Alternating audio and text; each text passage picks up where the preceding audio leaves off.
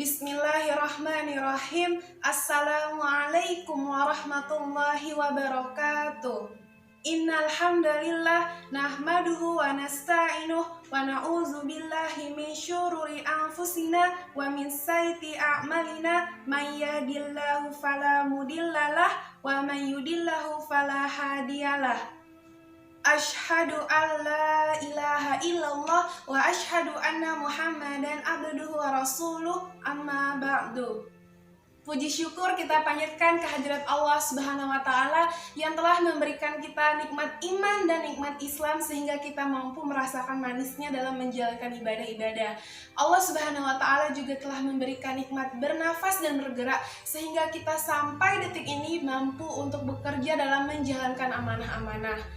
Allah Subhanahu wa taala juga telah memberikan kita nikmat sehat dan kesempatan sehingga kita mampu untuk menyampaikan kebenaran walau satu ayat. Bapak, Ibu, dan teman-teman yang dirahmati Allah Subhanahu wa taala, pada kesempatan hari ini saya akan menyampaikan sedikit pesan yang bertema mengenai sikap seorang muslim di tengah pandemi COVID-19.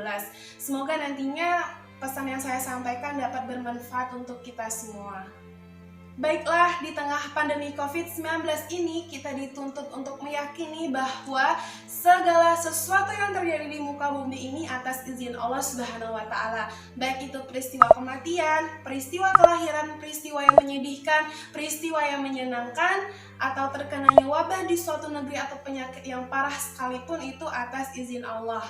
Dan kita sebagai umat Islam juga dituntut untuk meyakini bahwa kita mampu untuk menjalani ujian pandemi COVID-19 ini. Sebagaimana Allah berfirman dalam surat Al-Baqarah ayat 286, potongan ayatnya yang artinya, dan Allah tidak membebani seseorang melainkan sesuai dengan kesanggupannya. Artinya ketika Allah memberikan kita ujian pandemi COVID-19 ini, itu artinya kita mampu untuk menjalaninya. Maka dari itu dalam menjalani suatu ujian agar bernilai ibadah di mata Allah Subhanahu wa taala, kita perlu menyikapinya dengan sikap-sikap tertentu. Apa saja? Yang pertama, kita harus berprasangka baik kepada Allah Subhanahu wa taala, bahwa segala sesuatu yang terjadi itu pasti terdapat banyak kebaikan serta hikmah yang bisa kita ambil.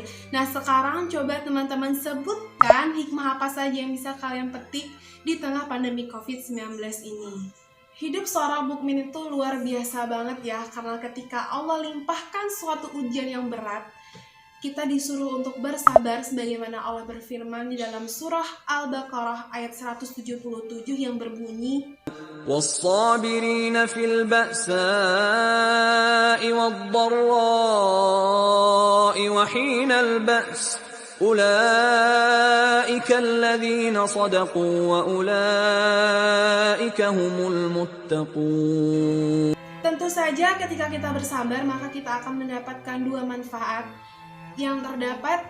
Pertama di dalam surat Az-Zumar ayat 10, yang kedua terdapat di dalam hadis riwayat At-Tirmidzi nomor 2398. إنما يوفى الصابرون أجرهم بغير حساب.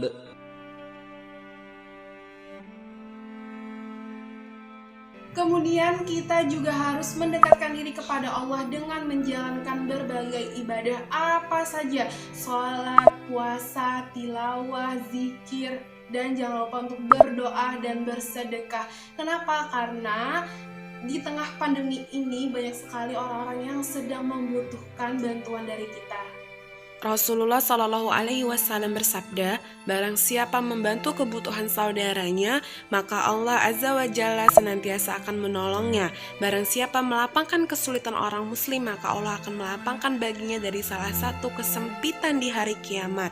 Dan barang siapa menutupi aib orang muslim, maka Allah akan menutupi aibnya pada hari kiamat. Keempat, kita harus berwudu dengan tata cara yang benar dan sempurna. Khususnya ketika mengusap kedua tangan, ketika berkumur-kumur, ketika mengeluarkan dan memasukkan air melalui hidung, itu dianggap menjadi wasilah agar terhindar dari COVID-19. Karena tangan, hidung, mulut itu merupakan salah satu jalurnya masuk virus corona. Kelima, kita tidak boleh keluar masuk suatu daerah yang terdampak COVID-19.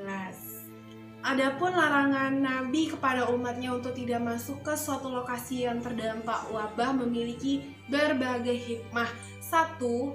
Menjauhkan diri dari semua hal yang membahayakan. 2. Mencari keselamatan diri dan keluarga.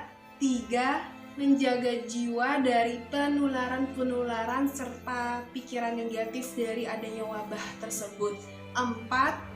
Agar orang-orang yang sehat di suatu wilayah yang tidak terdampak COVID itu tidak berdekatan dengan orang-orang yang berada dalam suatu wilayah yang terdampak COVID.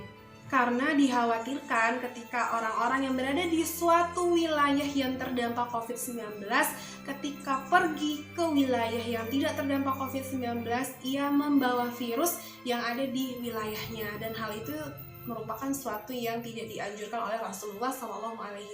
Maka dari itu kita tidak boleh untuk keluar masuk suatu wilayah. Yang terakhir, kita juga harus menjaga kesehatan fisik dan mental. Kemudian kita juga harus menghilangkan pikiran negatif dan harus tetap optimis.